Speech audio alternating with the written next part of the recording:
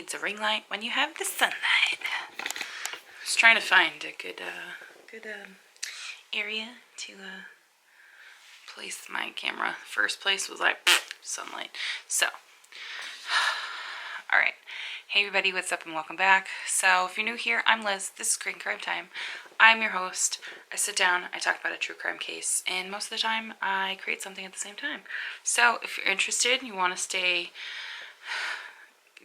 around, you want to hang out with me, do all that jazz, click that red subscribe button and turn that bell notification on to all, and let's get into today's true crime case. Don't mind me. Today we're going to be talking about the Bag murders, and this was a span of crimes in New York City from 1975 to 1977, and this had a huge impact on the LGBT community at the time. So now it's LGBTQ plus community. Hopefully I got that. I'm not going to call it a label. Hopefully I got the acronym right, because I know there's been a quite a change in the acronym. But anywho, this case is has significantly impacted the community. And what is also known is that since it's called the Bag murders, these victims, there are 6 of them, they were dismembered and remains were stuffed in garbage bags and thrown into the Hudson River. So the identities of the victims, the identities of the victims and of the serial killer has never been established. This case, is nuts. It's nuts. So from 1975 to 1977, we're in New York. Multiple bags containing human remains were found floating in the Hudson River. And police determined that it belonged to 6 men. So while examining their clothing that was left on the body parts that was dismembered, it was determined that all of the articles of clothing had been bought from leather stores in Greenwich Village. That is on the lower west side of Lower Manhattan, or on the west side of Lower Manhattan. They have their own terminology there. I like visiting there. We'll say that. So this was also known as a popular gathering place for homosexuals, due to the abundance of gay bars and similar institutions in the area. So there was a lot of homosexuals coming together. So due to the circumstances, all of the victims had been homosexuals as well, or they had been dubbed homosexuals as well.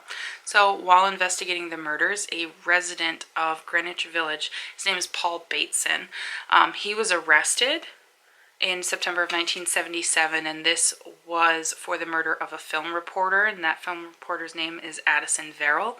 So at his trial, prosecutors brought before the court a witness named Richard Ryan, and he claimed that Bateson had told him shortly before Verrill's murder that he had also killed 3 men: 29-year-old Ronald Cabot, 40-year-old Donald McNiven, and 53-year-old John Beardsley. So each of them had been stabbed to death in their apartments in Lower Manhattan in early 1973, after having visited gay bars. Man, that man sounds kind of similar to Herbert Baumeister, just not as,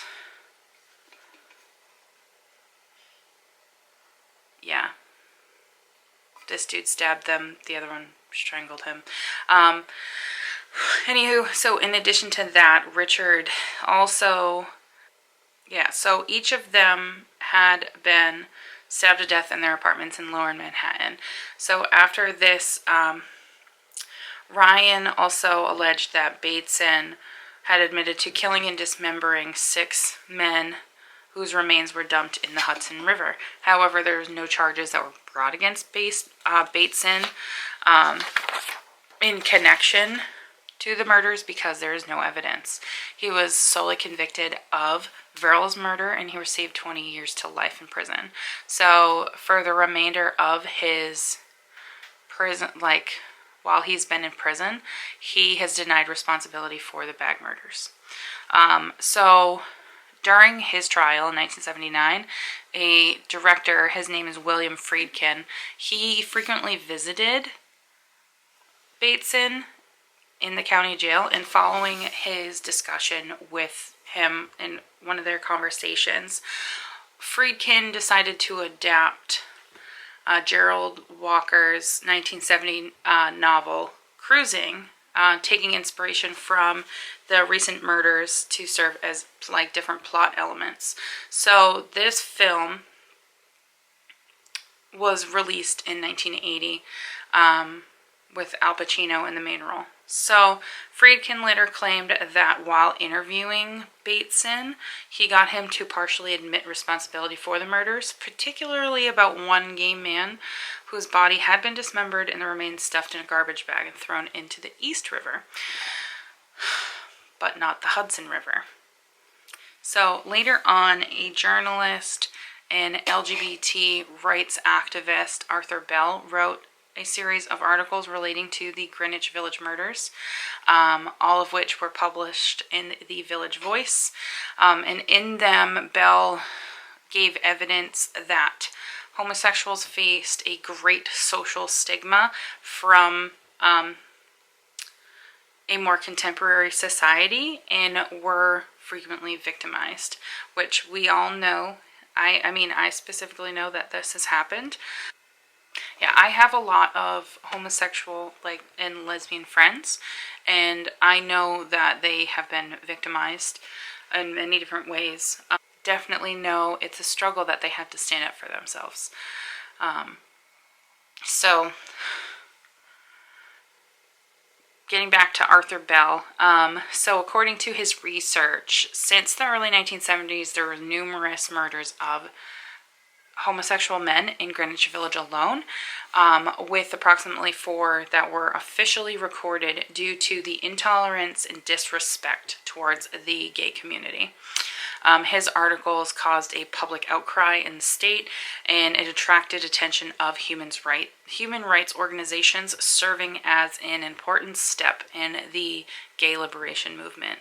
So this man really did a lot for our society, our community, for LGBTQ plus to be able to be free and be happy.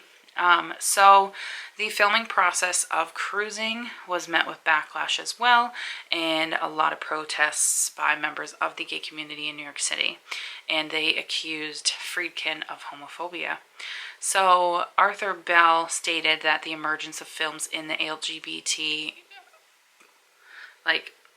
in which the LGBT character took center stage, contributed to aggression and intolerance and political repression against the community, and feared the possibility of additional murders. And residents of Greenwich Village then turned to their mayor, Ed Koch, and requesting that he deny permission for the film crew to shoot in order to ease the tension. Koch denied the request, and resulting in continued protests and riots, and it required police and law enforcement to intervene. So in 2019, interest in the case was revived, and this was after the release of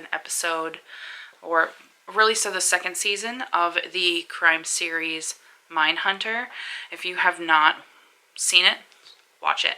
The 6th episode briefly covers the bag murders and Bateson's possible involvement in the case.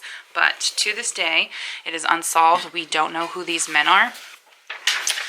But yeah, that is the lovely case of the bag murders from New York City. I'm pretty sure I'm going to add this into my Jane and John Doe cases, because there are 6 unsolved and unidentified John Does. So with that being said, I hope you guys enjoyed, and I will see you guys in another video.